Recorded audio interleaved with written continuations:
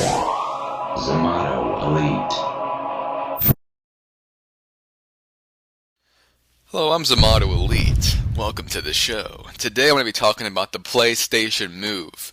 My show notes are going to be Game Informer issue number 205. Just came in the mail the other day. It has Bulletstorm on the cover. It's a beautiful, beautiful magazine. I'm a big fan of Game Informer. I know some people on here have been bashing it. But personally, I love Game Informer. I think they just make a phenomenal magazine. I've been a subscriber to them for years. I mean, just years, since I was in elementary school. I mean, just like 8 years ago or something. I don't remember. And I just love this magazine. It's just so great. And they did an excellent piece on the new PlayStation Move. And I want to talk about it a little bit more in depth today. And I want to defend it, actually. Now, as I've said in the past, I'm not a big motion control person. And I just don't think the technology is there yet. One day, I think maybe motion controls will really be there. Will really deliver in a very immersive experience. But where it's at right now, it's just these motion controls are just a really elaborate way of pressing a button. That's all it is.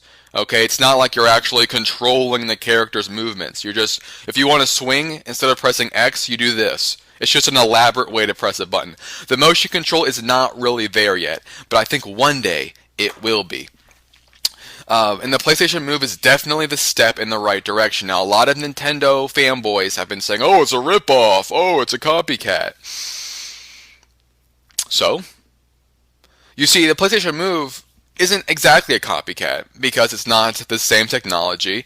It's not the same, the same technology, it's not the same hardware, it's not the same software. It's something better. It's the next generation. Now, this is not to insult the Nintendo Wii because, let's face it, Nintendo took a huge, huge risk. I mean, they always take risks, especially Nintendo. I mean, they really go out of the box sometimes with some of their products. And they took a risk. They said, hey, let's try motion controls. It was a risk. I mean, it was a complete and total risk. It was either going to be a hit or miss. It was a complete hit. It's a #1 selling console. Nintendo made an absolute fortune off of it. And they continue to make a fortune off of it. I mean, they're like #1 selling across the board. And Nintendo in the past has done stuff like Nintendo DS was a completely new approach to portable gaming with the little touchscreen and the dual screens. See, Nintendo's like an antisocial corporation, is they don't go in and just do the usual. They go in and they do something completely radical and new. And Nintendo is an innovator for it, and they should be applauded for that. But I don't see a problem with Sony saying, hey, let's take what Nintendo started and bring it to the next level. The only way you could hate that is if you really don't give a shit about gaming and you just give a shit about your Nintendo fanboyism. That is the only way you could justify that. You could justify hating this because this is a next step forward. And if you cannot see that, then you're a fanboy. And if you cannot appreciate progression of technology, then you're a fanboy. Every single gamer, no matter if you're a Nintendo Wii owner, a PlayStation owner, a Microsoft owner, should be applauding Sony for taking what Nintendo started and bringing it to the next level, innovating it, bringing it forward, and creating a more immersive experience. I don't see the problem with that. I don't.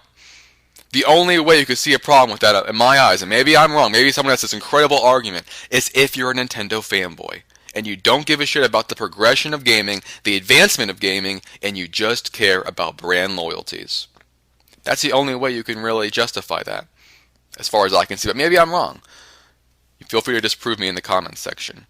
Now, when I said it has different software and hardware, I want to get into that a little bit more, and this is where I'm going to get into the magazine part. So first of all it's this big light on the top. Okay, a lot of people have been insulting the little light because it looks like a female sex toy, and if you're a retard, it'd be a male sex toy. It's like a comedy sketch at one point. And see, this ball serves a purpose. It's not there just to be this ugly eyesore. It's meant to do something that Nintendo Wii doesn't do. It measures depth. This is something Nintendo Wii does not do. It only measures like this with the sensor bar. Okay, this measures depth using the light. Okay, it's a light sensor. This is something new and innovative. Now, personally, I don't care if it looks ugly. I'm not doing a fashion show when I'm gaming. I'm there to game and get an entertainment experience. And if I look like a fucking moron holding like a little dildo, I don't give a shit.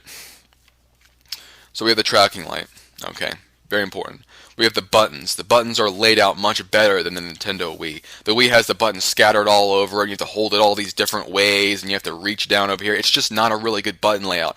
Sony came in and they've made a much better button layout, as you can see.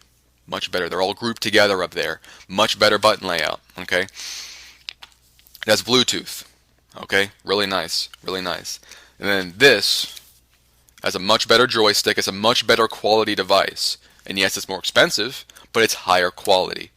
Okay, Nintendo Wii motion controls are not high quality. They're cheap, they're light, they're crap. Okay, they're crap. It has a really nice D-pad. Sony to this day has the best D-pad. Okay, no one has been able to top their D-pad. The Xbox 360 D-pad is shit. Okay, let's all admit that right now. It's the weakest part of that fantastic controller. I acknowledge that the 360 is a fantastic controller, but the D-pad is its Achilles heel. Moving on, the triggers are much better on here. Be really good for FPSs, and honestly, it looks like I wish they used these triggers on the regular controller. But, whatever. And this is another thing, is the sensors. Now, the sensors are really, really important, because that's what really makes or breaks the motion controls. Now, this does something a little bit different than the Wii. Yes, it has the the gyroscopes built in, but it also has something called terrestrial magnetic sensors. Okay, terrestrial magnetic sensors. Now, I don't know what those are, but they sound fancy, they sound high tech, and I know the Nintendo Wii doesn't have it, so I'm sure it's going to add to the experience. And it has rechargeable batteries, which should be standard. I love how Sony does that, as they just give you rechargeable batteries out of the box. You don't have to go buy all these extra things and all that crap. That's why I like Sony, is they just give you everything you need out of the box. You don't need to go out buying all this shit. You can literally PlayStation out of the box, online gaming. 360, not so much. You have to go buy the wireless adapter. You have to go buy rechargeable batteries. You have to go buy the Xbox Live card. Nintendo Wii, you have to go buy batteries. You have to. Nintendo Wii is a little bit better about it than Microsoft. Microsoft is the worst. They penny and dime you wherever they can. But yeah, you get what you pay for, I guess. I guess they may have the best online experience. Overall, I just want to say a few things about this issue, 205. I thought it was a great issue. They cover a lot of great stuff. I mean, I think every Game Informer issue is fantastic.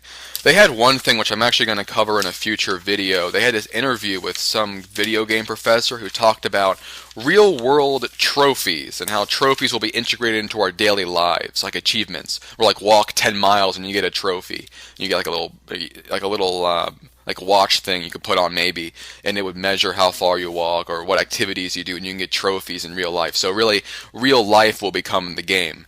I thought that was really interesting, and that could be applied as an incentive structure for an anarcho-communism. But I'll probably talk about that in the future. I need to read up more on that. I've been thinking about that, but finally seeing like a professor coming forward and talking about that. Also, did some great reviews. Metro 2033 got a 9. I think that's a little high. I was looking at the game previews and it just looks kind of glitchy. Doesn't look that good, but a 9. Splinter Cell Conviction got a 9. I was expecting that game to be good. Red Steel got a 8. I heard that game looks really cool. I love the art direction with that game.